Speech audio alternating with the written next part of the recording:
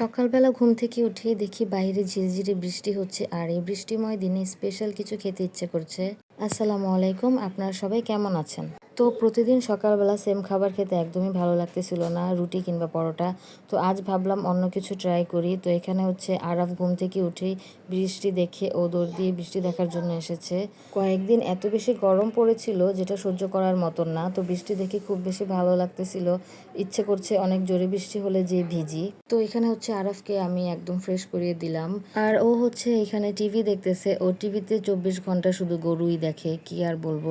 যখনই টিভি ছাড়ি সে গরুই দেখবে, তো ওর জন্য আমারও এগুলো দেখতে হয়। তো সকালে নাস্তা বানানোর জন্য সবকিছু প্রিপারেশন নিয়ে নিয়েছি। আজ আমি রান্না করব আলুর বোয়া। তো এর মধ্যে আমি মসুরির ডাল, চাল এবং লবণ, তেল পরিমাণ মতন সব কিছু দিয়ে দিচ্ছি। আর এখন সব কিছু দিয়ে দেন হাতে সুন্দর করে মেখে নিব।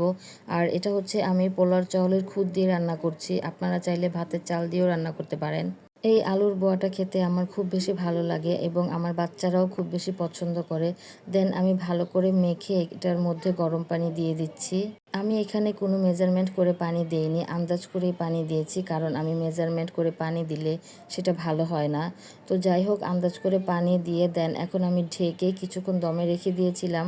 আর এরই মধ্যে আমার আলুর বোয়াটা 50% রান্না হয়েও গিয়েছে।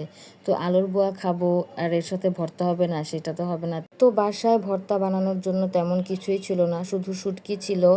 তো আমি ভাবলাম শুটকির ভর্তাটাই বানাই। আর হচ্ছে বাসায় একটু পটল ছিল, তো সেটা হচ্ছে পটলের ছিলকা ভর্তা বানাচ্ছি। পটলের ছিলকা ভর্তাও আমার খেতে খুব বেশি ভালো লাগে। আর এমনিতে আমি ভর্তা বাটতেই পারি না, কারণ আমি মিহিন করতেই পারি না। তো সবসময় ব্লেন্ডার করি। তো আজ কেন জানি মনে হলো পাটায় ভর্তা বানিয়ে দেন এখানে ভাত মাখিয়ে খাবো। তো যেই কথা সেই কাজ, ভর্তা বানানো শেষে এখানে হচ্ছে আমি ভাত মাখাচ্ছিলাম। আর আমার হাজব্যান্ডকে খুব বেশি মিস করছি, কারণ ও ঝাল খেতে খুব বেশি পছন্দ করে। আপনারাও কারা কারা পাটায় মাখা ভাত খেতে ভালো লাগে অবশ্যই কমেন্ট করে জানাবেন। বিয়ের আগে আম্মু যখন ভর্তা বানাতো তখন সবসময় পাটায় মেখে আমাদের ভাত দিত, কারণ আমরা এটা খুব বেশি পছন্দ করি।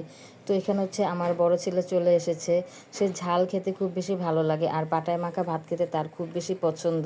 তো আমি তার জন্যই ঝাল করে বানিয়ে দিয়েছি। এত বেশি ঝাল হয়েছে কি বলবো, আমি খেতেই পারতেছিলাম না, বাট আমার ছেলেটা খুব মজা করে খাচ্ছিল। প্রায় 3-4 মাস পর পাটায় মেখে ভাত খাচ্ছি। আগে প্রায়ই ভর্তা বানিয়ে পাটায় মেখে ভাত খেতাম, বাট এখন আর সেরকম আগের মতন এনার্জি নেই যে পাটায় ভর্তা বানাবো।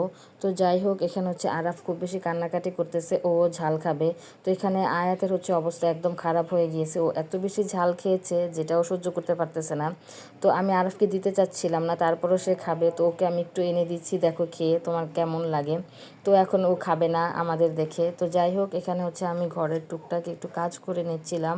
এখন হচ্ছে আয়াত স্কুলে চলে যাবে, তো এখন ওকে সকালে নাস্তা খেতে দিয়ে দেবো। দেন তাড়াহুড়া করেই সব কিছু করে নিচ্ছিলাম। তো আমি সবসময় চেষ্টা করি বাচ্চাদেরকে সকালে নাস্তা খাওয়িয়ে দেন স্কুলে পাঠানোর, আর বাসায় যাতে ওদের টিফিনটা রেডি করে দিতে পারি, কারণ বাইরে খোলা খাবার খেলে বাচ্চারা অসুস্থ হয়ে যেতে পারে। তো যাই হোক, আপনার সাথে দেখা হবে আমার নেক্সট কোনো ভিডিওতে। তত পর্যন্ত ভালো থাকবেন, সুস্থ থাকবেন এবং আমাদের জন্য অনেক বেশি দোয়া করবেন। আল্লাহ হাফেজ।